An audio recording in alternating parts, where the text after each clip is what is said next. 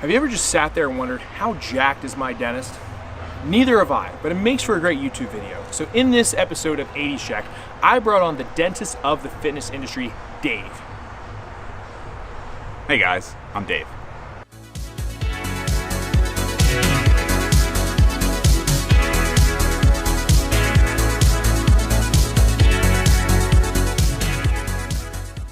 Alright guys, so on this episode of 80s Jacked, we figured we would go through Arnold Schwarzenegger's famous chest and back superset workout. So it's a couple of supersets where we're doing basically 3 to 4 sets. Highest rep range is going to be about 15 reps, and it's going to go down to about 12, 10, 8, maybe 6, depending, on where we're at. We don't necessarily know where our weights are with all these exercises. And the other thing that I keep seeing when I'm going through these old school 80s or original workouts is they didn't really have much of a way to rate their intensity. So it just says like 12 by 3 or 10 by 4, and there's no like RPE or percentage of where you should be training. So like I said in the last video, I'm assuming they were pretty much always going to failure. So whether that's a good thing or a bad thing, we'll let you guys decide. But I think with where we're at now with research, we have a lot better way to gauge that to help maximize gains and also manage fatigue better. So we're gonna get through that. We're gonna give you guys some pointers and tips of what we're thinking as we go through the workout. So hopefully you enjoy it. What's up, man? So I am Dave McConey. Everybody likes to call me Dentist Dave or Dr. Dave. I always think they're the first ones who said it. I've been into fitness since I was like 12, fat kid growing up. Got really skinny. I was told by my grandpa, actually, I got to put on some weight, so I got into lifting weights. Bulked up to a pretty soft 220, and ever since then just fell in love with it. I've been lifting, got into a little bit of powerlifting. I was okay at it, never amazing.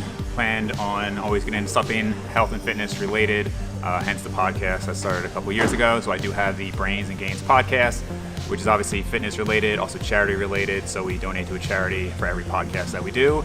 Had Joey on, was that now two and a half years ago? Basically one of the first people on.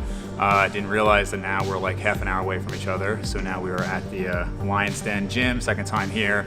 It's been awesome. Joe's been very gracious to have me there. So yeah. All right, so first superset that we had on tap today was a wide grip bench press. And then what else did we have? What was the first one we did? We did, behind the neck pull-ups. Oh yeah. So I haven't done behind the neck pull-ups since like high school, right? When's the last time you did them? I don't think I've ever done them. Okay, actually. so Yeah. you've never done them. Really never done them. And we both, with our bench press, we're both typically more narrow grip bench pressers.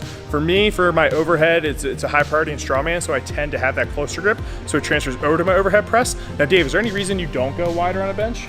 I actually used to do the guillotine press when I was like in high school. Like literally, I'd be out here, and then just shoulder issues. It just felt a lot more comfortable going narrow. So if I do same thing like with the dips, if I do more than like 8 weeks in a row, it starts to kind of mess with the shoulders a little bit. Yeah, and I would say the same thing. The wider I go, the more I feel like I have some sort of shoulder thing. But I honestly, in the defense of that is I don't think I do it, or I haven't done it long enough to really get my shoulders used to it. So I started progressively over the last couple of weeks going a little bit wider. And I also feel like I wanted to experiment with chest development, like seeing if I went a little bit wider, like because most bodybuilders have pretty wide benches, I find. So for me, just to work on chest aesthetics, I wanted to go a little bit wider. And for this workout, it specifically says wide grip.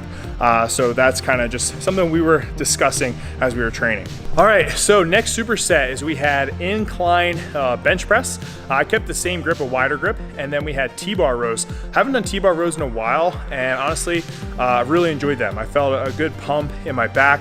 It was something I could load a good amount of weight onto, and was feeling pretty strong overall. I think I got to 5 plates for a set of 15, so I was literally pumped about that and physically pumped. But Dave, how'd you feel with those?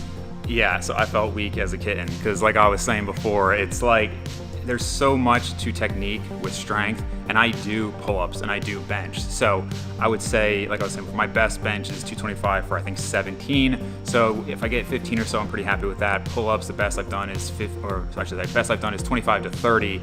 Cranking it out. If like I'm really tight with the form, I can maybe get 20. But with these, I never do T-bar rows, and I haven't done incline bench maybe since like 2014. So how much of that comes from like, that's why I think some of the exercises we'll do, if it's like something I'm really used to, not that we're close in strength, but we're closer in strength. When you do something you haven't done in a while, it's really just like how muscularly strong are you? And that's, I mean, I was doing 135 for like 10. I mean, it's crazy how much weaker I felt on that exercise. Yeah, so we were just talking about how like back in the 80s, I mean, they had machines, right? I mean, I don't know when Hammer Strength came out and they had like Nautilus machines that were like obviously huge, but it really shows when you look at those guys that so much variation and all these different machines aren't necessary. They're nice if you get injured and you can do a machine that doesn't hurt, it's great.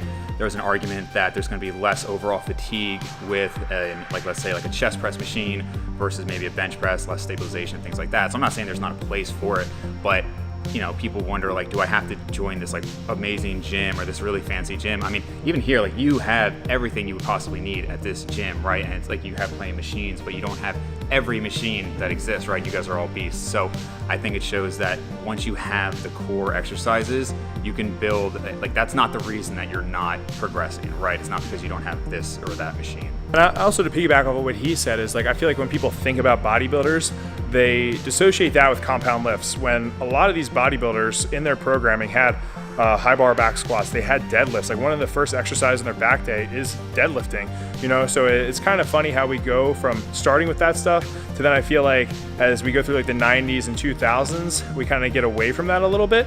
But then, you know, getting back to it now, we see this huge influx of getting back to compound lifts, and we have bodybuilders today when you see them on Instagram doing deadlifts and other things. So, you know, don't get so stuck in the mindset of tons of isolation work, which yeah, time and place for it, but at the same time, you can build a lot of big, strong, good-looking muscles with those compound lifts as well. So just a piggyback point off of what Dave said. So after the dumbbell bench, we did the barbell rows, and again, like core basic movement.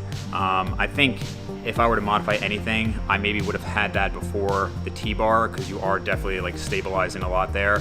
So by the time, and also one of the comments I said before is I'm used to doing an upper-lower split. So when I do that, if I do upper, I'm really doing 3 or 4 sets with one exercise per body part. So to do flat bench and then incline and then dumbbell and then dips, like that we were saying, like by the end, like you're just working, like there's no like pump anymore, like you're just dead. So part of it was not being used to it. But in terms of the row and the variations, back being such a big muscle group is one where I would say I do think a decent amount of variability is important. You know, I mean, obviously we talk about rows and pull-ups maybe being like the core, but I think, you know, the T-bar row, you're coming at a different angle versus